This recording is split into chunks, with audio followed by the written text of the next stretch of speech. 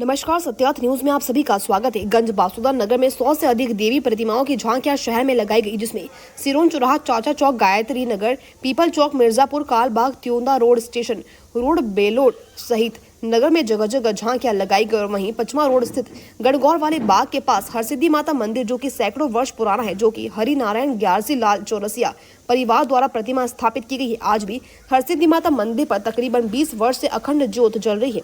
मंदिर के पुजारी ने बताया, यह मंदिर बहुत पुराना है। 20 साल से यहाँ पर सेवा पूजा की जा रही है। साल में 2 बार नवरात्रि का पर्व बड़ी धूमधाम से मनाया जाता है। यहाँ हजारों की तादाद में श्रद्धालु दर्शन करने आते हैं, जिसमें नगर में जगह जगह से कन्या भोज के लिए बुलाई गई। हरसिद्धि माता की प्रतिमा का रूप प्रतिदिन बदलते देखा गया। कभी बाल्य अवस्था में, कभी वृद्ध अवस्था में देखी जाती है। यह मैया का चमत्कार है। तहसील में हरसिद्धि माता का एकमात्र ही मंदिर पचमा रोड पर स्थित है। विभिन्न झांकियों में चल समारोह के लिए तैयारी की जा रही है, जो कि नगर की सभी झांकियां मेला ग्राउंड में एकत्र होकर रावण दहन के बाद सभी झांकियों का विसर्जन बैत्रवर्ती नदी पर किया जाएगा।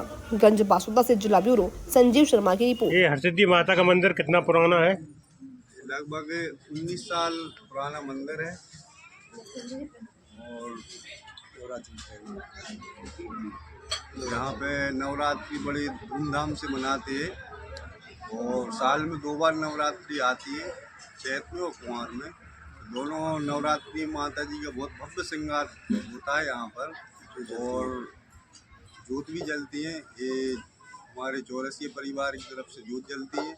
उन्हीं का यहाँ पे 9 दिन अखंड सेवा चलती है माता जी की और भक्तों की भव्य भीड़ रहती है और बहुत भव्य विशाल कन्या भोजन भी होता है। यहाँ पे नवमी के दिन हवन पूजन एक होता है और जो भी भक्त आते हैं यहाँ पर माता जी सब पर कृपा करती है, सबका मनोरथ पूर्ण होता है।